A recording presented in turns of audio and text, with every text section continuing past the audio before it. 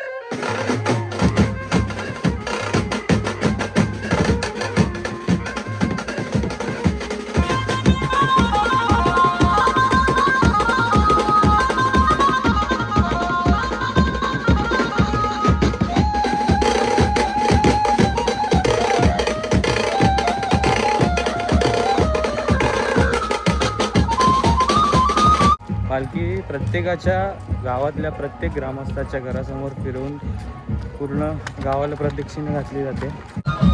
उन्हामुळे खूप गरम होत आहे. मगाशी चहाची सोय केली होती, आता आईस्क्रीमची सोय केली आहे.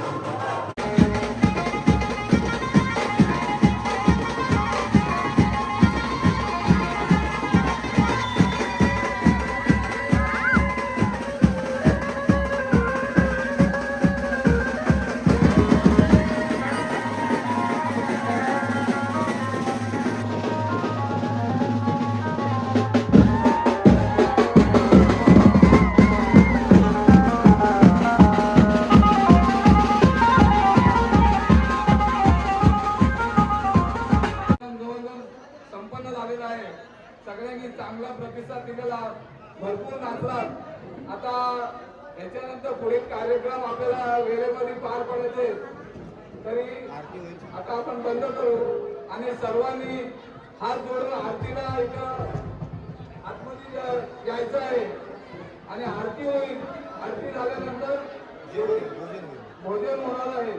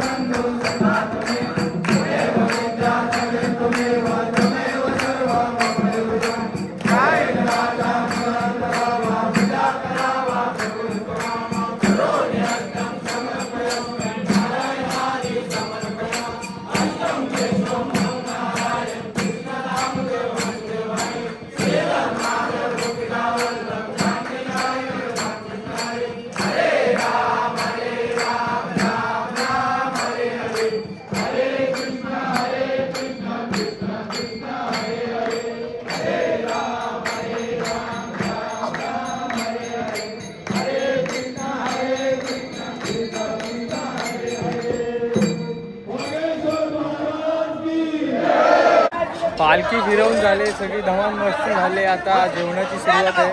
पंगत बसलेले आहेत, आता जेवण वाढायचं.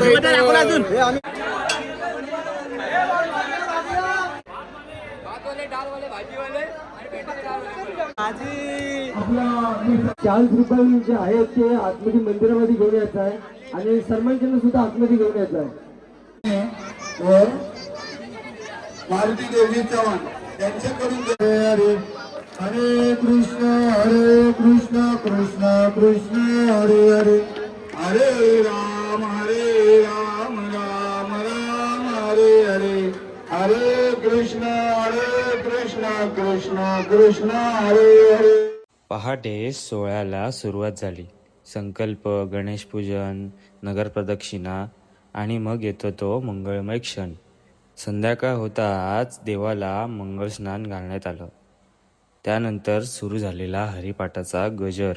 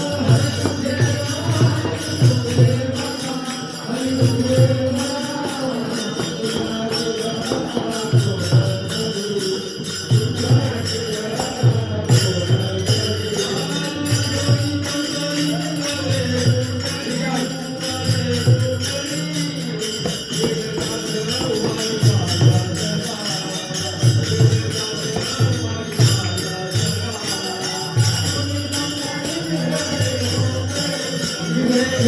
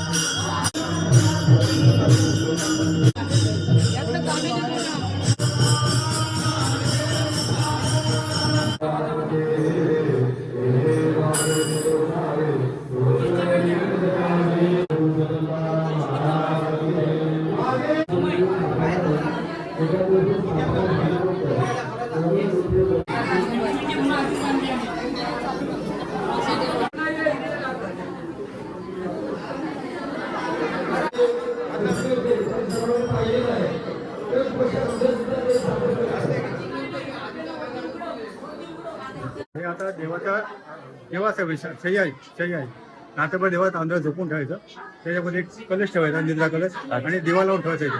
रात्र देव इथे विश्रांती घेणार, देव झोपत नाही कधी, देव विश्रांती घेतात आणि मग यांना रात्री विश्रांती घेऊन तुझ्यासाठी त्यांची प्रतिष्ठापना ते करायची, असा विधी असतो. याला शय्या निवास म्हणतात. अच्छा. मग आपलं विधान पुण्यावतीन झालं पहिलं, नंतर सगळे हे झाले स्नान झाले, त्यामध्ये मृत्तिका असतात, म्हणजे गाईच्या घोड्याच्या पायाखालची, समुद्रातील वाळू, अशा तात्पर्याच्या मृत्तिका असतात, त्यांचं स्नान झालं. आता फळांचा रस असतो, त्या फळांच्या रसात स्नान झालं. त्यानंतर पंचामृत, दूध, दही, तूप, मध, साखर या सगळ्यांचं स्नान झालं. सगळ्यांना स्नान घातल्यानंतर आपण सगळं ते एकत्र गेलो आणि मग सगळ्या लोकांना ते पाणी घालायला सांगितलं. तर देवाचा शय्या निवास चालू आहे, धान्य निवास म्हणतात त्याला. आपल्याकडे तांदूळ जास्त प्रचलित आहे, आपण तांदूळ घालतो. तुम्ही वरती काय पश्चिम महाराष्ट्रात तर तिकडे गहू घालतात. ज्या ज्या देशामध्ये होतं त्यामुळे काय केलं जातं, रात्रभर देवाला विश्रांती मिळते. मग देव उद्या सकाळी प्रतिष्ठापना केली की सगळ्या जगावरचं लक्ष व्यवस्थित झालं आणि याला म्हणतात शय्या निवास, फक्त विधी असतो. हा 2 दिवसाचा कार्यक्रम असतो. आता आपण मूर्ती बनवतो ना, त्या मूर्ती बनवताना ताडण, तापण, छेदन म्हणजे घडवताना कारागीर असतो, तो हातोडी मारतो, स्कुडार मारतो, नंतर काही छिद्दीवर मारतो, आकार तयार करत असतो ना, ते सगळं वापरत होतो. मग त्याचा दोष आपल्या लोकांना लागू नये म्हणून हे सगळे विधी असतात. हे सगळे विधी केल्याशिवाय देवाला देवत्व येत नाही. आणि पहिल्या ज्या मूर्ती असतात जेव्हा आपण काढतो मंदिर बांधायच्या अगोदर, तेव्हा त्यातले कलश अशा कलशामध्ये देवत्व काढून घेतलं. तो कलश घरामध्ये किंवा देवात आपण ठेवत होतो. मूर्ती बांधून नवीन मंदिर बांधून झालं आणि मूर्ती स्थापना करताना जर तो कलश मूर्ती बसवल्या तर त्यातलं देवत्व आपण त्यात घालतो, म्हणजे मूर्तीमध्ये देवत्व येतं. आता तुम्ही आत्ताची मूर्ती बघा, उद्या सकाळी जेव्हा मूर्ती उचलू तेव्हा बघा, आणि जेव्हा प्रतिष्ठापना होईल जे तेज येतं प्रतिष्ठापना केल्यानंतर ते महत्वाचं. हा निदर्शन. आता पडदे बांधून पूर्ण मंदिर झाकणारे कशासाठी? बंद करायचं. आपल्याला झोपताना कसं सगळं व्यवस्थित शांत लागतं, जेव्हा आपण सगळं शांत द्यायचं. तो दिवा चालू आहे, आपल्या गेम दिवा लावतो, ते दोन्ही चालू राहतं. रात्रभर लोकांनी नामस्मरण करायचं, वाद्यावर काही नाही, फक्त ओम नमः शिवाय, ओम नमः भगवते वासुदेवाय असं मनात जप करायचं. मंदिराच्या बाहेर ना, मंदिरात बसून आता हे पण आपली मंदिर बंद करतोय, बाहेर बसून केलं असं ओम नमः भगवते वासुदेवाय एवढंच बंद करणार, गाभारा बंद करणार, जप करून रात्रभर जागरण करायचं. सकाळी उठून कार्यक्रम करायचा.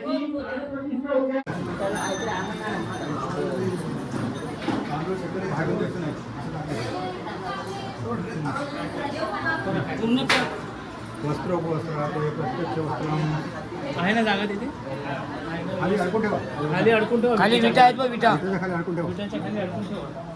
वारी उडायला पण नको. नमो नमः सर्वोपचारार्थे नमस्कारं समर्पयामि. हे असतो जीव असतो, तो आपण त्या कलशामध्ये काढून ठेवतो. नंतर नवीन मूर्ती बनवल्या, त्या मूर्ती बनवत असताना त्या मूर्तीवरती कारागीर ताडण, क्षेपमाश्व, संकल्प म्हटलं ते प्रकार होत असतात. मूर्ती बनवताना हातोडी हे सगळं लागत असतं. त्याचा दोष जाण्यासाठी आपण अधिवास करतो. त्याचा हा विषय आता आपण केलेला आहे. त्यामध्ये सगळी स्नानं घातली, पंचामृत स्नान घातलं, सप्तमूर्तिका घातल्या, नंतर फळांचा रस घातला आणि सगळं स्नान घालून आपण देवाला तर निद्रा दिलेलं आहे. देव रात्रभर विश्रांती घेणार आहे, त्यामुळे कुठल्याही प्रकारची गडबड न करता शांतपणे इथे जप करायचा. रात्रभर त्यांना विश्रांती होऊन जायची. उद्या सकाळी सगळे कार्यक्रम आपण सगळे बघणार होतो. आता तुम्हाला दुसरं एक सांगून ठेवतो, आता प्रकाशी मूर्ती बघितल्या, उद्या सकाळी मूर्ती आपण जेव्हा काढू तेव्हा बघा, आणि मूर्ती प्रतिष्ठापना केली की बघा, जो मूर्तीवरती तेज येतं प्रतिष्ठापना केल्यावर ते सगळ्यात महत्वाचं असतं. त्यामुळे प्रतिष्ठापना करता असं सगळं आम्ही शांततेला सांगतो. जेव्हा ते मंगलाष्टक फुलं उधळली की नंतर अंतरपट बाजू झाला की ते तेज बघण्यासारखं असतं. त्यामुळे तो दिवस पण महत्वाचा असतो. म्हणून हा कार्यक्रम शक्यतो कोणी चुकू नये. गावात राहत असेल तर गावातील सगळ्यांनी हा कार्यक्रम अवश्य बघावा असं याचं शास्त्र असतं. अशा प्रकारे आपला 2 दिवसाचा विधी आहे. आजचा आपला कार्यक्रम आता इथे संपलेला आहे. तर मंडळी, आजचा दिवस भक्तीत न्याहून निघाला. नगर प्रदक्षिणेत अख्खं गाव एकत्र आलं होतं. खरा मुख्य सोहळा उद्या आहे. उद्या होणार आहे मूर्तीची प्राणप्रतिष्ठा आणि भव्य कळसारोहण सोहळा. थेट भेटूया उद्याच्या भागात. तोपर्यंत राम राम.